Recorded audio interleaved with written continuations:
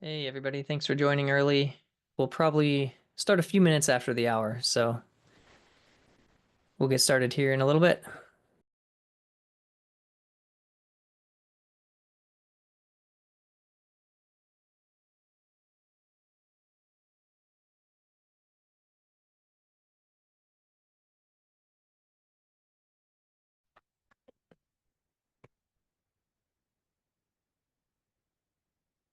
Hey, hi. Good afternoon. Good morning. Good morning. Yeah, we'll get started here in just a little bit.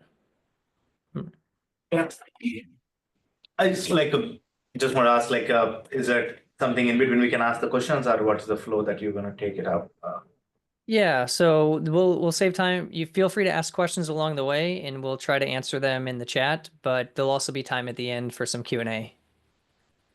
That's wonderful. Thank you.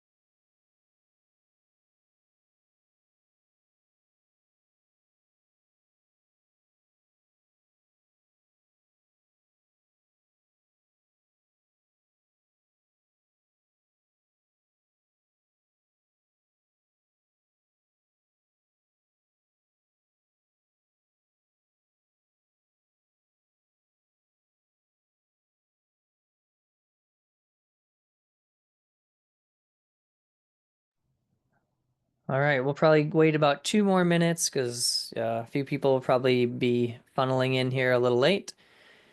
But while we're waiting, if you want to drop in where you're calling in from in the chat, that's always kind of fun. I am currently in Sioux Falls, South Dakota.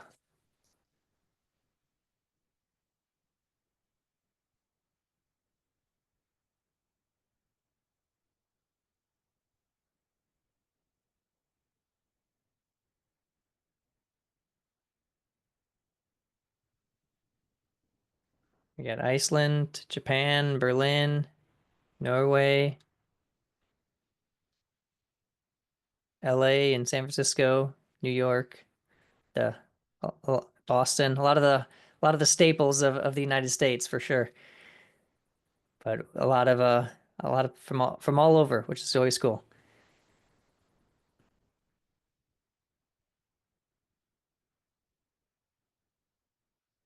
And also before we get started, if you haven't if you do have questions, and I'll mention this again at the end, if you haven't joined our Discord yet, you can find it in the footer of the website or on the top of the docs site. It's a great place to go if you do have questions, if you are experimenting with Mastra, trying to build out workflows. So I'll mention that again, at the end. But for those of you here early, if you do want to jump into the Discord, it's a great place. Everyone on the team's there. We have a pretty vibrant community that'll also try to answer questions. So it's a great place to hang out. We'll wait about 60 more seconds and then we will kick it off.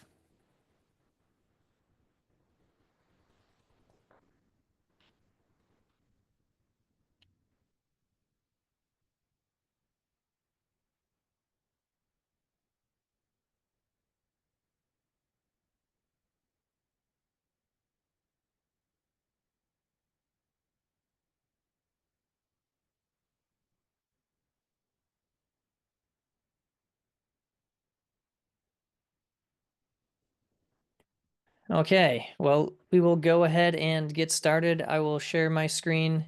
Yeah, lucky for you all attending or, watching the recording, you don't just get me today. So, Tony is also here and he's going to be doing some of the hands-on pieces of our workshop. So, you get both of us today. So let me share my screen and we will get going. And if you do have questions along the way, I'll encourage you to ask them in the chat. We'll try to answer a lot of them as we go if we can, but it's also possible that if we don't get to it, there'll be time at the end. Feel free to ask it again if we didn't get your question answered. So let's go ahead and get started.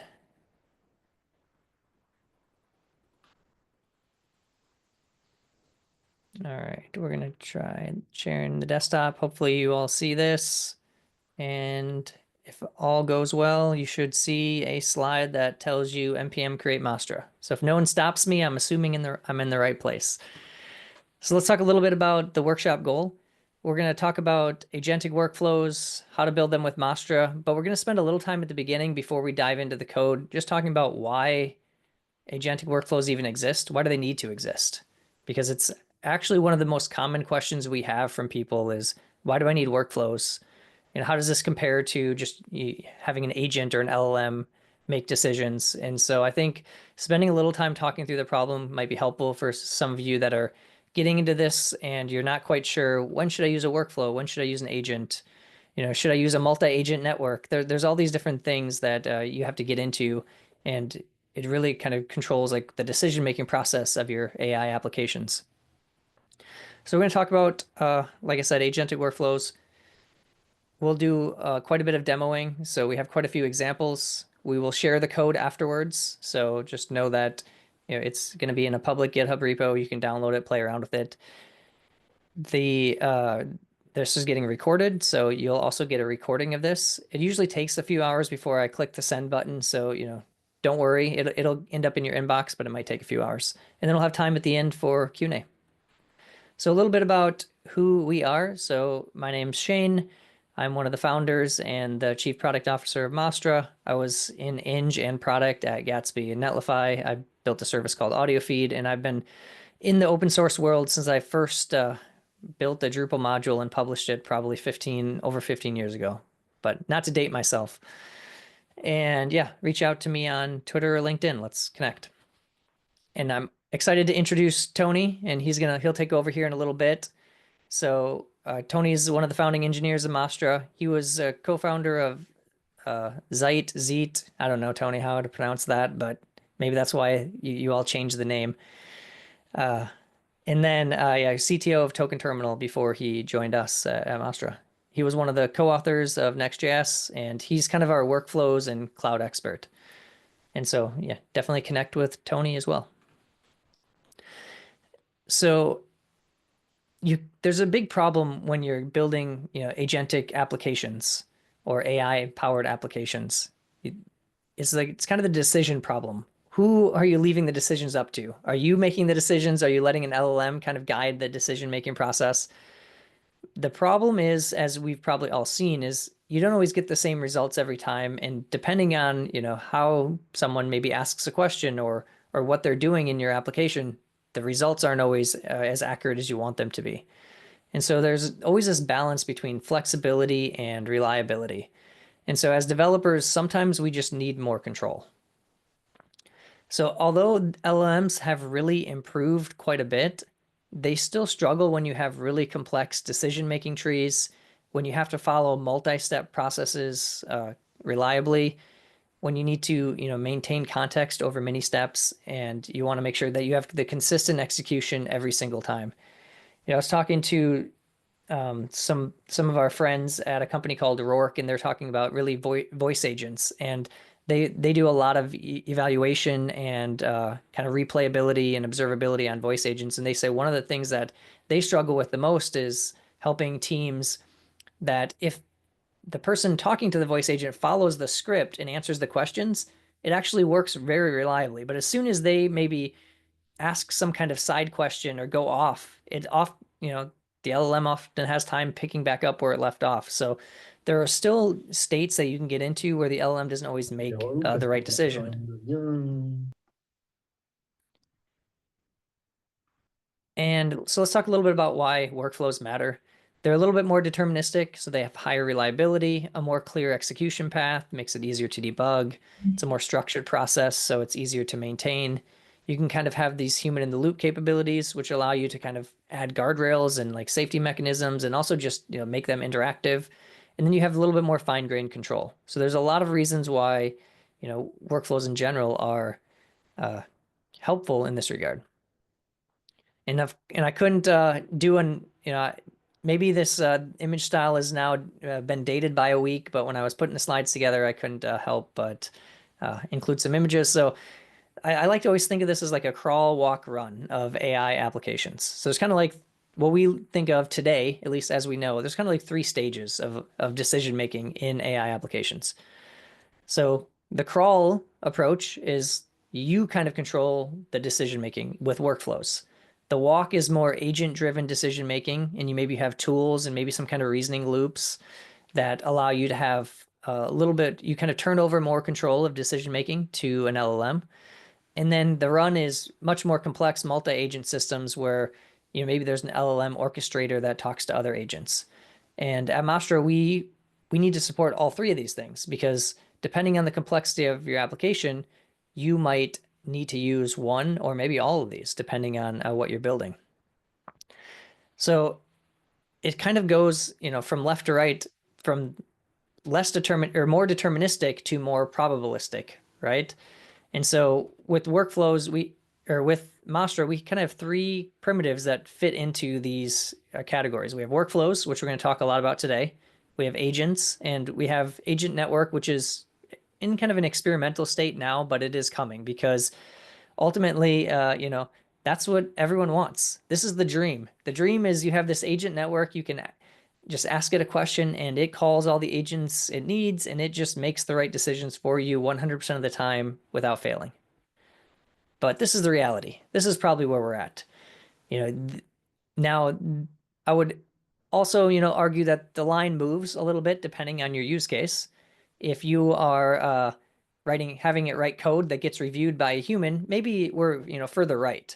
If you're having it make medical diagnosis decisions, maybe we're even further left, right? So it does depend, but just kind of roughly speaking, we're kind of in the middle of where you can use workflows, you can use agents, depending on the situation, you might use one or both.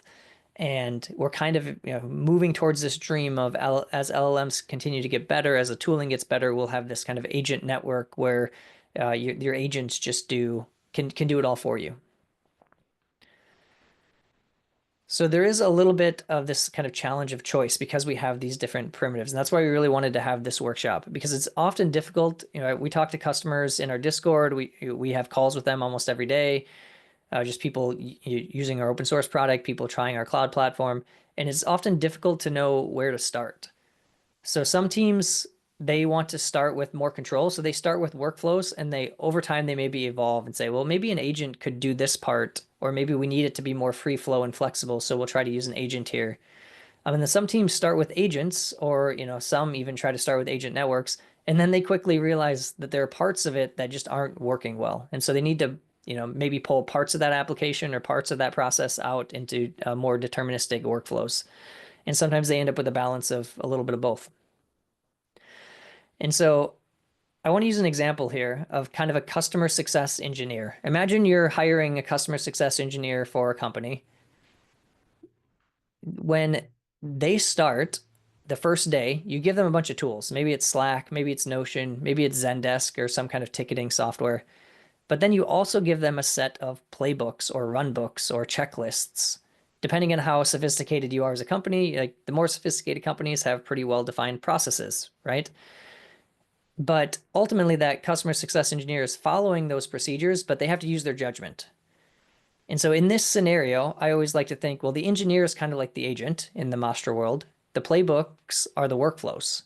So oftentimes we see customers that want to build an agent that maybe has flexibility, but it calls discrete workflows as tools that are a little bit more deterministic when you need to do certain things. So for a customer success engineer, maybe if a support ticket comes in, they run a specific playbook. And maybe if there's just a chat interface there, it's more open-ended and the agent's actually making those decisions, but it can call different procedures or playbooks when it's actually needed. And so there's a nice blend of both of these things. Because as I mentioned before, higher performing teams typically have better documented process. So why would agents be any different? If you were to have a customer success engineer come on day one and you just gave them one big document with a whole bunch of information and said, here's everything you need. If the more detailed it is, or the more broken out and structured it is, the better they're probably going to be able to at least maintain your standards, whatever those standards are. And so the agents are the same way, right? An LLM is the same. The more information you give them, the more you can break down the problem into smaller problems, more discrete steps, the higher they're going to be able to perform, the better they're going to be able to maintain your standards. Let's see. Yeah, okay. And I always like to use the smart, eager intern analogy. I think the state of LLMs today is like you have a really smart, eager intern that wants to please you, and they're going to try to tell you the things that you want to hear, and they're going to try to help you out as much as they can, but they're not always going to be able to do things 100% accurately. And if you look at them in that light, then you can kind of see why having these like quote unquote playbooks or these workflows can become useful, because you kind of can help guide them in the right directions. So let's talk a little bit about Mastra before we jump into some code. So Mastra is an open source AI agent framework for TypeScript. We have agents with tools, memory, tracing. We have state machine based workflows that have human in the loop, and we try to keep a really simple API. That's what we're talking about a lot today. We have a whole evals framework. We have storage for RAG pipelines, local development playground, and a whole bunch of other things. But Mastra workflows are kind of core principle when we started.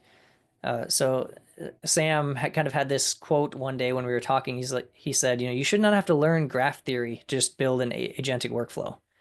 So it should be simpler than that. So our approach is a simple, intuitive API, really to have like code-driven definition so you have more control, and then but visual feedback in the playground so you can see, because workflows are still a visual thing. So we want to provide kind of the best of both worlds. And this is from our website, and so you'll notice some of the quality issues maybe with some of the lettering on a few things if you read too closely. But the idea is you kind of get this workflow graph with this, dot step, dot then, dot after, and this makes it really easy to get started with our workflows. And so we'll talk through this. When you do get more complex, it does get challenging, whether you're using a graph theory approach or whether you're using this to really comprehend really complex workflows. If you've ever seen, there are some like visual workflow tools, and if you've ever seen someone really complex workflow it's very difficult to follow unless you really dive in and take it step by step. When you're writing workflows in code, it can get that way as well. But we do want to have this clear control flow. We want to have the ability to suspend and resume. And we're built on top of XState. So it is a state machine. We can store the state, we can resume the state, and it makes it really easy for us to, have a flexible way to really build it's a nice API on top of what's under the hood. It ends up being a state machine. So we're about 15 minutes in, a good time to hand it over and actually start looking at some code. So Tony, if you're there, I'm going to hand it over to you to walk us through some examples. Yeah, I'm indeed. Thanks for the intro, Shane. Let me just quickly share my screen here. Everybody should see cursor, hopefully. No one's saying they don't, so that's a good sign. We do. Looks okay. Good. Perfect. So I have 6 examples in total prepared for you guys today. Let's start with something real simple, and let me see if I can zoom this in a little bit. You guys see pretty well now? All right. So let's start by running master dev to get our development environment running.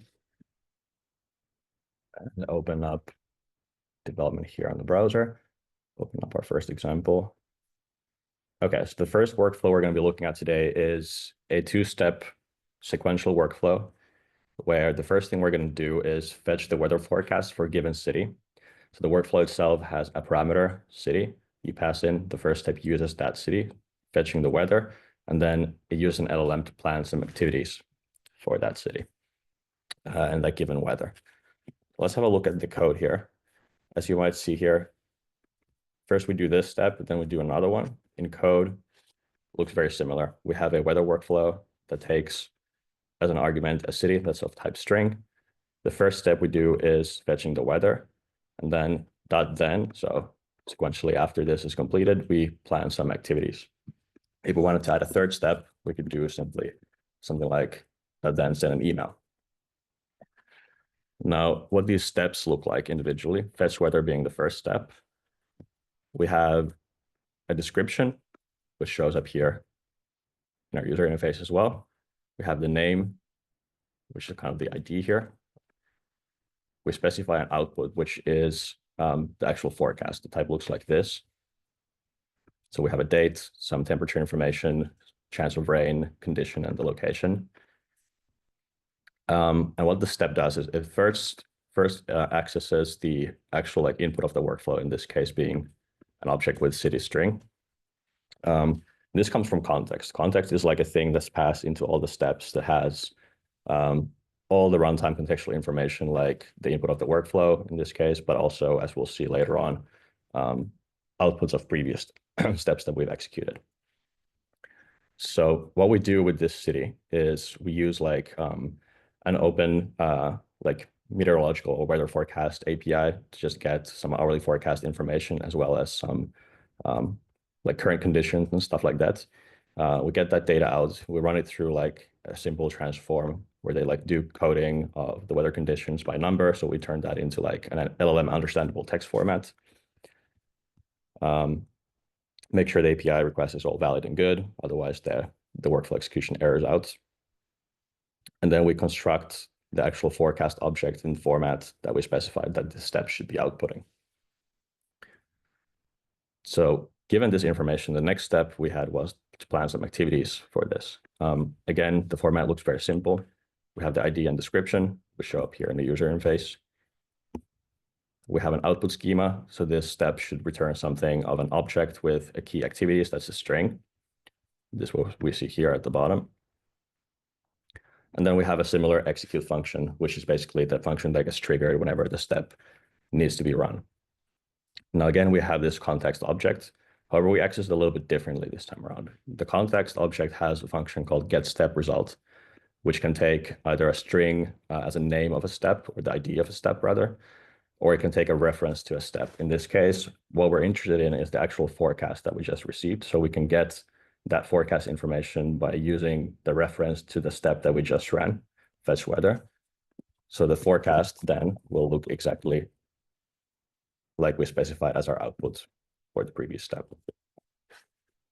So what we do with this forecast is we create a prompt using the location that we wanted to plan activities for, and then we just send a JSON serialized weather forecast. We also, in addition to context in the execute function, have a reference to the master class. So whenever you define workflows, if you register those workflows and whatever agents, et cetera, you might have into your master instance, they immediately become available here in all of the execute hooks in your workflow steps. So what we can do is to get a planning agent from our master instance, and then I do an agent.stream with this prompt. I stream it to standard output, but also I construct the actual step output into a variable and then return that at the end of the execution flow. Well, let's run this and see how it looks like. I'm going to open up terminal here because that's where we're going to be streaming the LM response. Let's try to do a weather forecast for Austin, for example. So I click submit here. First thing we see is the fetch weather step already executed, and we're currently executing planning of the activities. That was actually pretty fast, so we didn't see it streaming here. We'll just do that again for San Francisco, for example. So now here we see that it's streaming the LLM output as it's coming in. We see that both of the steps have completed. And underneath here, we see the actual end result of the workflow execution. The most interesting part here being the context. Now this, you might remember, is the object that gets passed around to every step in the execution flow. So we have two steps here, both the fetch weather and plan activities with their own statuses and outputs, et cetera. In this case, both the steps were successfully executed. And in the fetch weather output, you can see like the actual forecast object that we created. So you see the state, the temperature information, the condition, location, and this is like the chance of rain as a percentage. And then plan activities being that final step with the actual plan, which looks like this here. So there's like a weather summary, there's some specifically planned morning and afternoon activities, indoor alternatives in case it's raining, which it might today in San Francisco, unfortunately, 22% chance. Let's also have a look at traces. So we called this workflow twice. On the first execution, we called it for Austin. You see both of the steps, like a step transition to a step and then action as in like actual execution of the step. We see that both for the weather API calls and for the activity planning. Now on the fetch weather, we mostly just see what is the context at that given time in the workflow execution. So at this point, there's nothing except just the workflow trigger data or like the workflow inputs available. We also have a run ID, which is like a specific ID to that execution. So this other execution of the workflow will have a different run ID. Now, if we go into the plan activities action, we will see that at this moment in time, we do have a step that has already executed. That's the fetch weather. So this is what our plan activities step has access to when it's being executed. You also see a bunch of like subspans here in our tracing because the plan activity step actually calls an LLM. So we also get the agent traces in this case for the activity planner agent.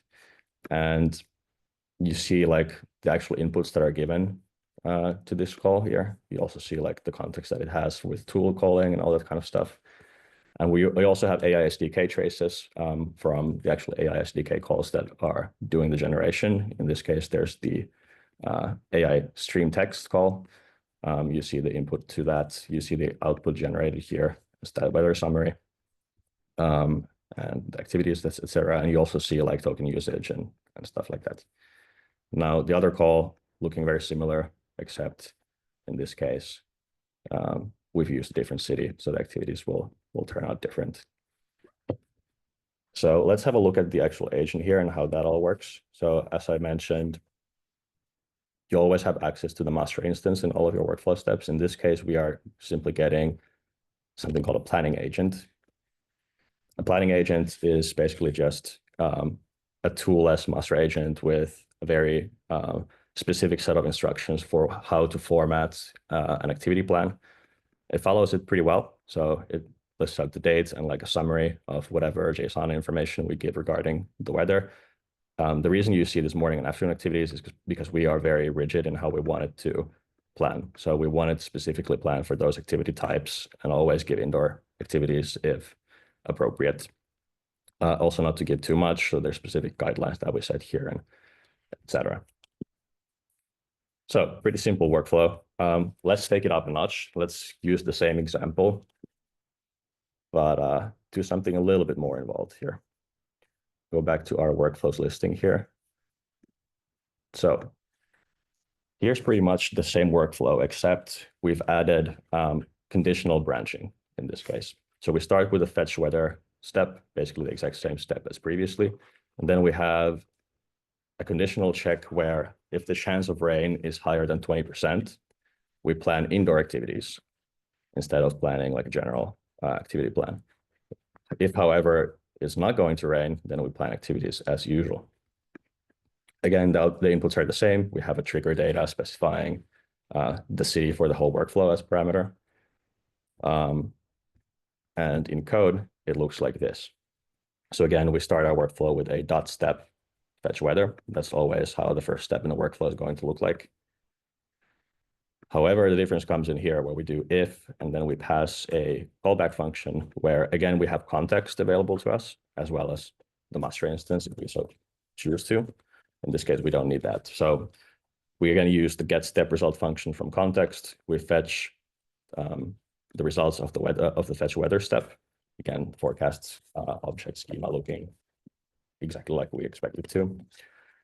We check the raining chance of this forecast, and then we do like a .then plan indoor activities, which means that if the condition is true, then this will be the step that gets executed. And if we wanted to add more steps into this if branch or the truthy branch, we could add another .then here.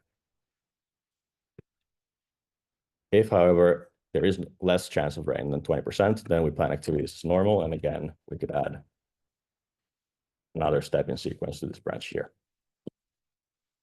Okay, so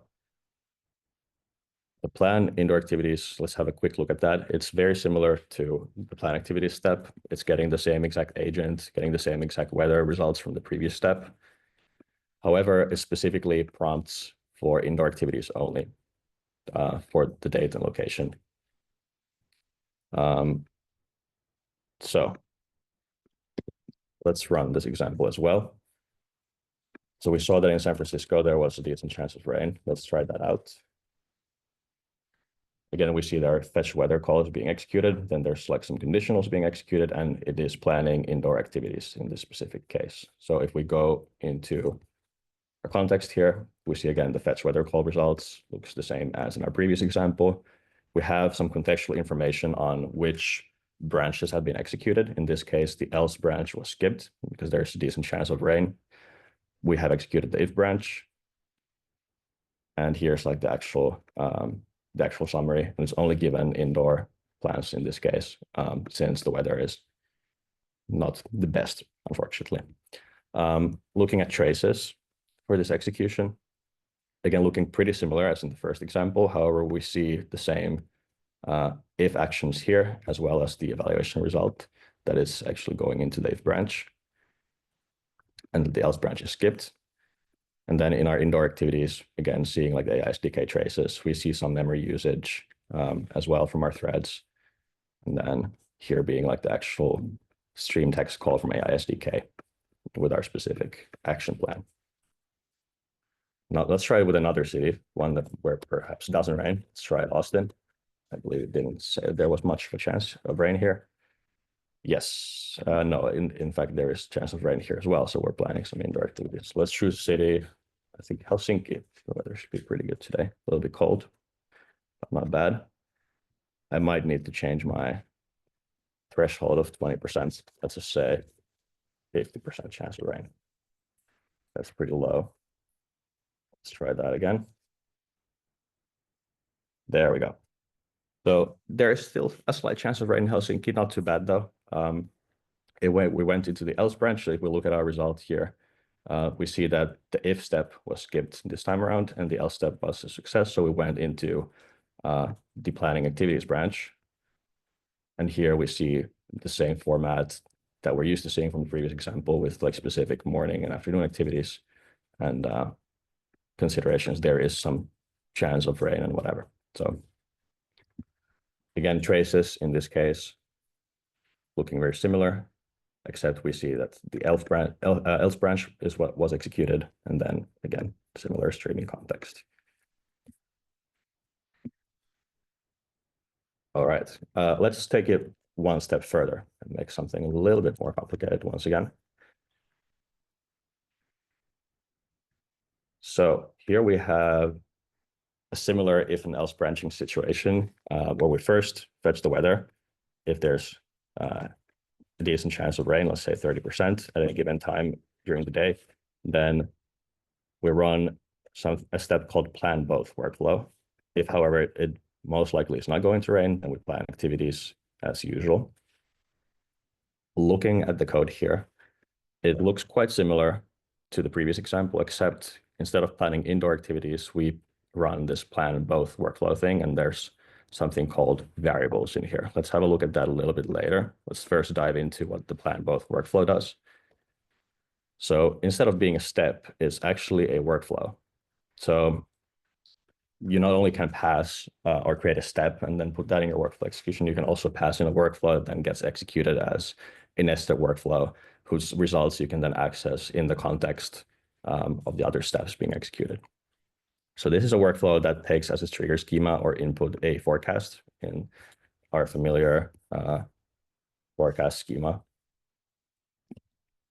And let's worry about this a little bit later. What it does is it plans activities with .step plan activities. And then instead of .then plan indoor activities, which we have seen previously, this is what we are used to from previous two examples, it runs two .steps. What this does is it actually kicks off both of these steps to run in parallel. So it plans activities and indoor activities at the same time. What we then do is we say .after plan activities and plan indoor activities. So after both of these parallel steps have completed, we run a synthesize step. So these two steps looks the same as before, so we don't really have to dive too deep into them. But let's have a look at the synthesize step here. So the synthesize step is something that produces a familiar looking object with the activities key being LLM output. It uses the get step result function from our context to get results of planning of the indoor activities as well as planning of like the general forecast-based activities. It creates a new prompt, just kind of tying that all together. And since in this if execution branch, we know that there's a pretty decent chance of rain, it's going to ask an LLM to like combine these two activity plans together, given that there's a chance of rain. It will then do the same agent stream call, stream things into std output, as well as build a variable that you can return as step result. This synthesize agent actually looks like this. It's quite simple. We just tell it that we're going to give it 2 blocks of text, one for indoor and one for outdoor activities, and we want it to make a full report of the different possibilities. And the idea is that it will give you activities to do in case it does rain, but also it gives you the options for if it doesn't, like synthesize it in a nice format. So let's have a look at what we get when we run this workflow. Now, we noticed that in San Francisco, there was a decent chance of rain. So let's run here. Although in this case, I believe the chance of rain was 30% instead of 20. So we actually ended up in the else branch here to plan some activities. So let's have a look at the results here. We have the fetch weather outputs here. Once again, we saw that it actually executed the else branch. And here's like the typical activity plan format that we've already seen a couple of times before. Let's try changing this to, instead of 30, let's say 20% chance of rain. By the way, all this code like hot reloads. So if I go and I change this variable here, you see that the dev server is immediately restarted. All the bundles are regenerated. So if I go here and run it again, it's going to use the new version of the workflow as it's executing. So looking at the results here again, we see that this time around, it ended up in the if branch indeed, because there is a higher than 20% chance of rain. We see the results of the plan both workflow. In it itself, since it's a workflow, it has a very similar structure as the parent workflow, which we executed. It has a status for all the different steps that it has individually, like plan activities has a status success and its output. We also see the plan indoor activities and its output. And then we see the status of the synthesize step, which yields a full report that looks perhaps easier to have a look here, which looks like this. It's not quite the same format since our synthesize agent was not asked to keep any specific formats or the existing format for the two inputs that we give it. But this is what it does. It like does two specific suggestions for this is what your day should look like if it does rain or doesn't rain. Okay. So now let's talk about this variables thing. So how do we know to map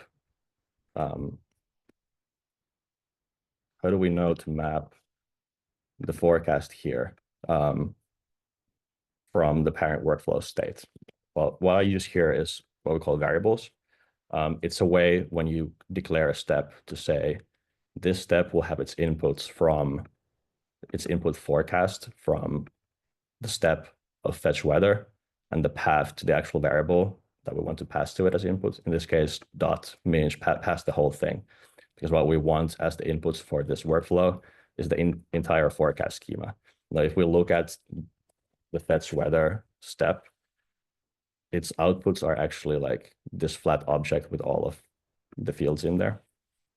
So in order to have the forecast object wrap all of those fields, we will use dots to like flatten the whole structure inside. We could also just do date, for example, if we just wanted to pass the date as the value forecast.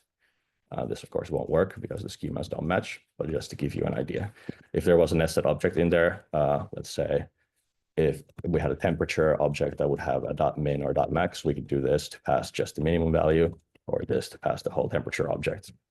This is what it is for the needs of this particular workflow step.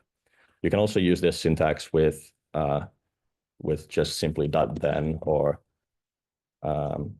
.step as well. So you can use variables here. If we were to pass, let's say, forecast and activities as inputs,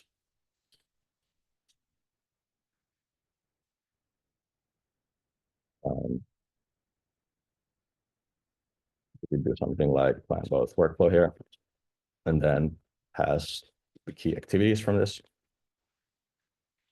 And now send email would be a step that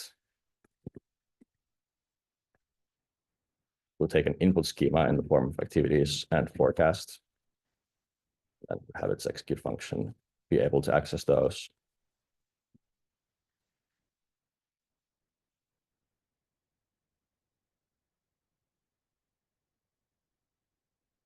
Like so, but like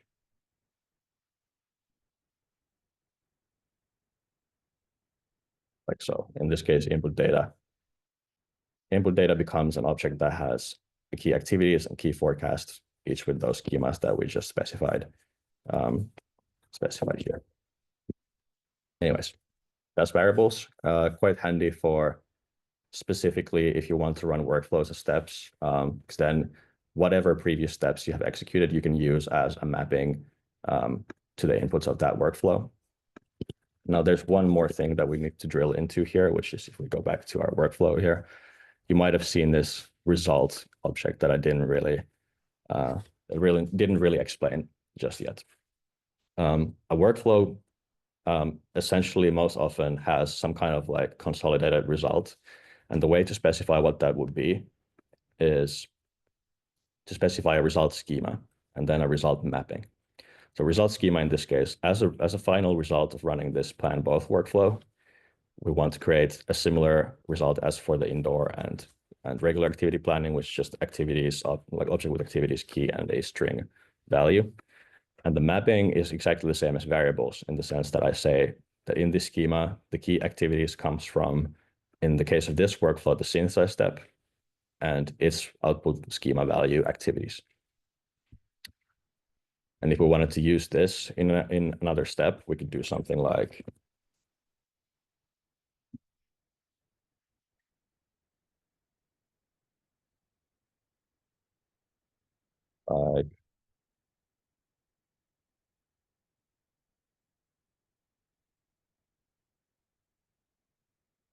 that.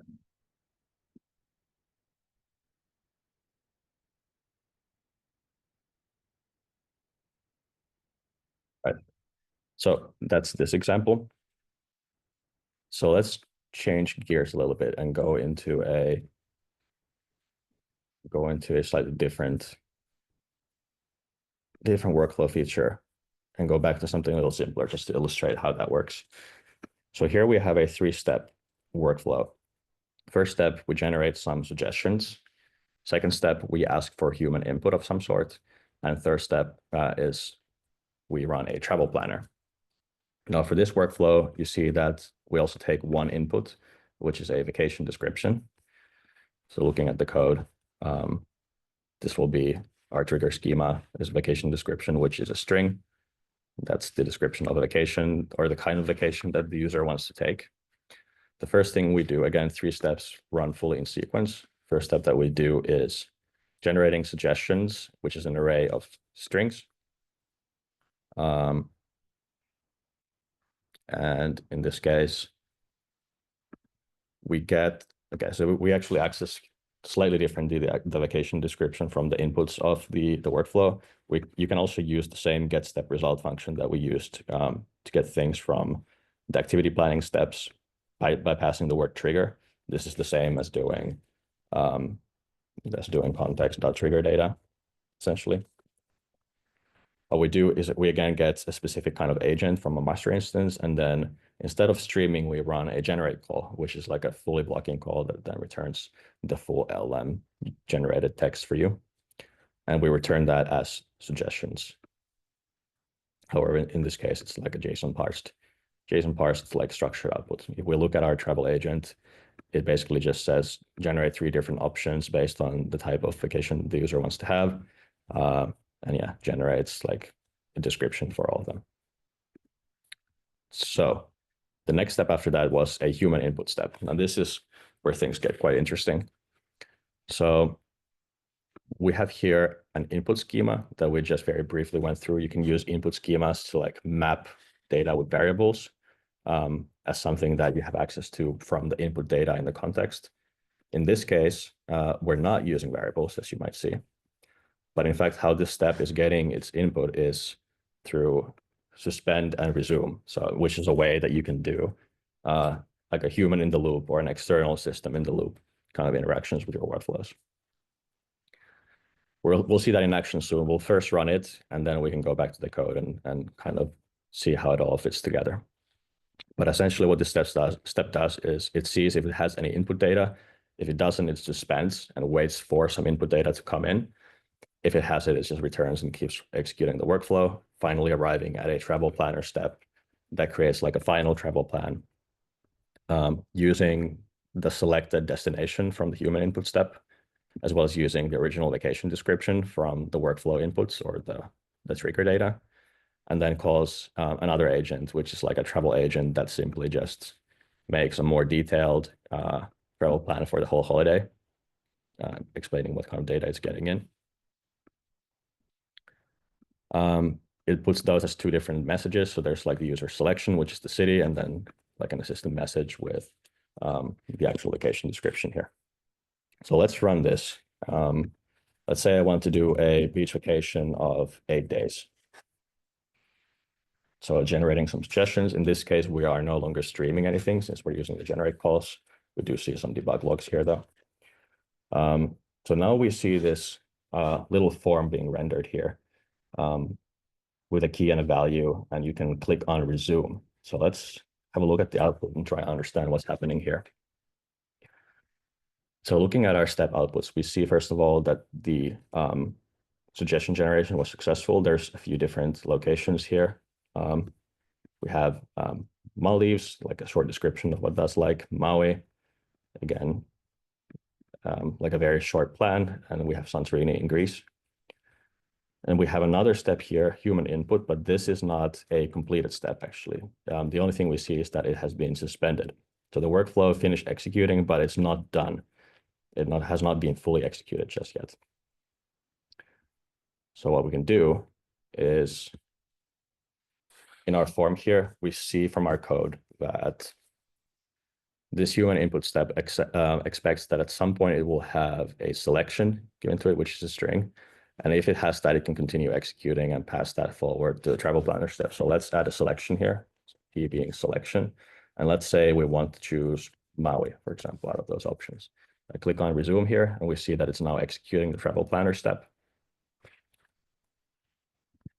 Again, this is using a generate call, so we're not getting any data stream into console for this example, but it should be done shortly. There we go. Now looking at our outputs again.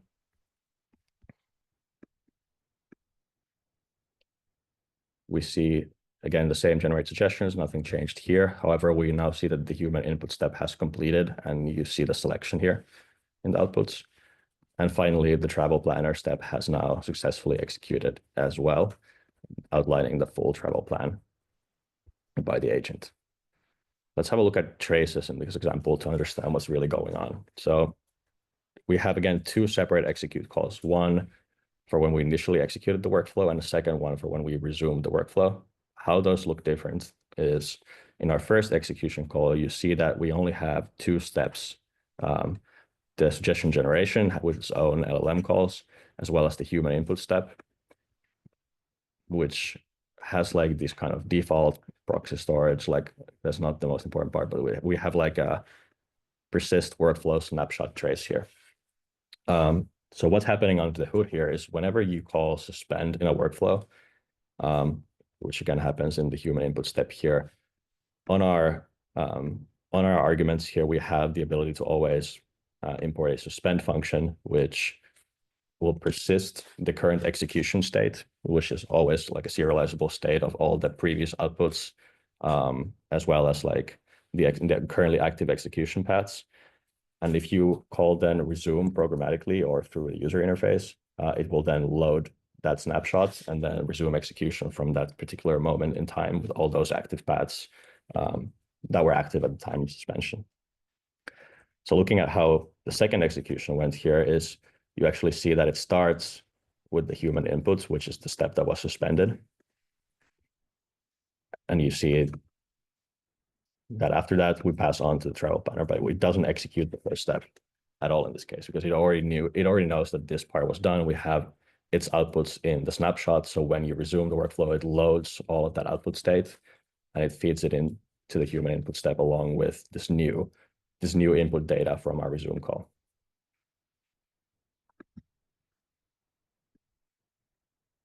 So this is how you can do human in the loop interactions. You can also very well use this for interfacing with external systems. All of these things are also exposed via endpoints.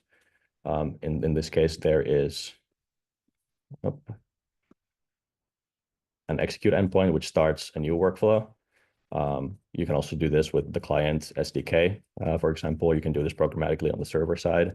There's also a resume call. So whenever the workflow finishes executing, if in the outputs we see that there is a step that has been suspended, let's run this again actually to get another snapshot of what it looks like when things are suspended. So if in your active paths you have a step that is in a suspended state, you could then call the resume API, not necessarily from human interaction, but it could be from an external system, like something triggers a workflow, it's watching the results. If it sees that something goes into a suspended state, now at any point in time, you are able to go and simply resume with additional context by an API call with like a webhook or something like that. So Tony, I did want to just jump in and say that's about the 10-minute warning. So maybe if we spend another 5 minutes or so, and then we can have a few minutes still at the end for questions. So maybe we might have to rush through the last two, but people can grab the code from the GitHub and take a look. We'll be okay. The last two examples are very short, so we're gonna make it just fine. So on to the next example. The last example is a very simple illustration of how you can do looping, whether infinite looping or looping based on certain conditions. In this case, let's actually have a look at the code first. So we have a very simple workflow where we run an increment step. We have like an initial value to the workflow that we pass as an argument, and then we increment that value. In this case, we increment it by 1. And then until that value is larger than 10 or equal to 10, we keep incrementing it. And then eventually, once this condition is no longer true, we run a final step, which essentially just returns the initial value from the context trigger data, which is the workflow's input, as well as the step results of the increment step. So the current value and like the initial value. Let's just run this to kind of get an idea of what the execution flow looks like here. Oh, wrong one. This one here. Let's start with the value 3, for example. So that was, since there's nothing asynchronous happening here, it's quite quick. Quick look at the traces. We see that the increment step is being called like a whole bunch of times. Since we started at a pretty low value, it keeps incrementing it until eventually in our final step, we see that the value is now 10 and the initial value was 3. If we were to call it with 15, for example, which is already larger than 10,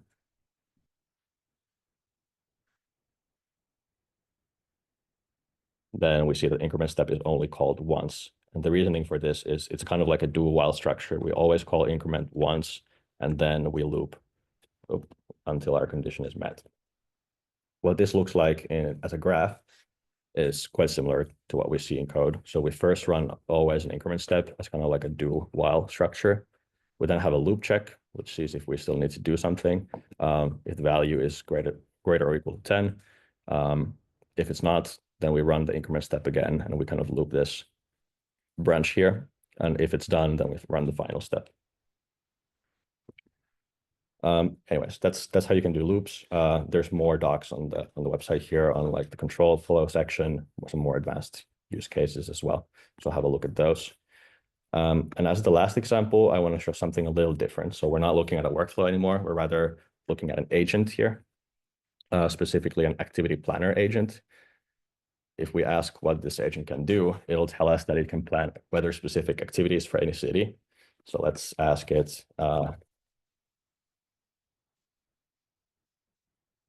for some activities today in Austin, for example. You see that it uses a tool called an activity planner tool. You also see that it streams some output into the terminal as well.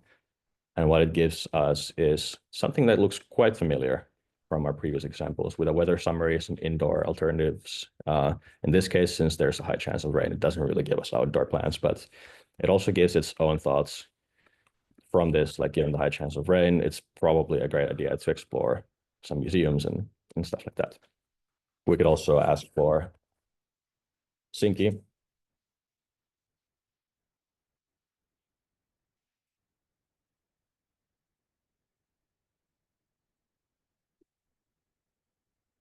In this case, is planning like so this would be like the indoor activity plan from our previous example. And this is like the general weather-based planning example from our first examples, where it gives like this very structured morning and afternoon activities plan and all that kind of stuff. Again, its thoughts can do a mix of outdoor and indoor activities. And yeah, let's have a quick look at the code for this, how the agent actually does its thing here. So the activity planner agent, quite simple. I explained that the agent has at its disposal a tool for getting the weather and activities based on that weather, which is this activity planner tool here. And then I ask it to give its own thoughts based on that report, which is this thing that you see at the end here, that it depends. The activity planner tool itself is just like any other master tool would be, has an input and output schema, but then its execute callback actually runs the workflow. So we get this step one workflow from our first example. We create a new run programmatically of that workflow. We started supplying the trigger data, in this case, mapping directly to the city argument of the tool. And after that run has finished, we then take the results of the plan activity step, and if successful, can return its output. Otherwise, we'll return activities found. As you might remember, the plan activity step returns an object of a similar form with an object with activities true in it. Now, this is like the way that you can wrap workflows. You could have suspension and resume here. In the docs, you'll find some examples of how to do this, both using watch as well as using like an async await based flow. So have a look at that if you're interested in using suspend and resume inside of a tool, for example. But yeah, this is what the programmatic API looks like. Again, more information on the docs here. Simply, I think the overview part will already give you an idea of how that works. That's all the examples I have for you today. Let me know if you have any questions. Yeah, that was a lot. So we have a few minutes for questions before we jump in. So think about your questions. Just a couple kind of final notes. I'll try to take 1 minute here. A bunch of links here to our GitHub, to the website. Here's the Discord. It's on the footer of the website as well as on the top of the docs page. So if we don't get your question answered, we have a very active Discord where everyone on the team is there. So you can chat with us there. We have way more events, more that will be getting scheduled soon, and then connect with us. And if you haven't already, most of you probably already have, but if you haven't, please give us a star on GitHub. And if you want access to Master Cloud, we are currently in beta. Please go. You can click it's in the header of the website as well to get access to that. And with that, let's answer a few questions, and we will hopefully get a few. Yes, Luciano, go ahead. Hey there. Thank you for the presentation. It was very, very cool. We have been using Mastra at our company, and one overall perception is that how agents work in a way that you have a system instruction and you give it tools. You can pretty much, in the system prompt, also code a workflow and say you should receive this input and call this tool literally in natural language. And the thread becomes like the data structure that holds the state of the workflow, because it can know like the tools that have executed the initial objective and what it is right now. What would be I just wanted to ask, what is like the direction here? Do we expect to have workflows that are defined in natural language and the agent will execute it itself in any way that you form?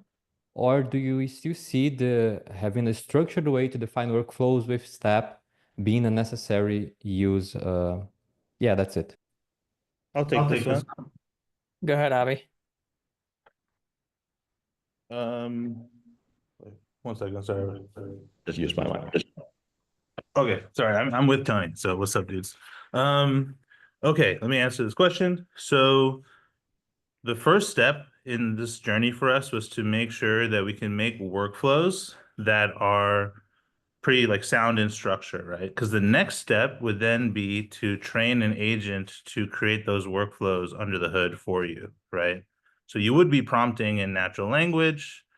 Under the hood, these workflows get created and executed. And because we've created this nice structure, like we can like train, essentially like focus it on the structure of our workflows.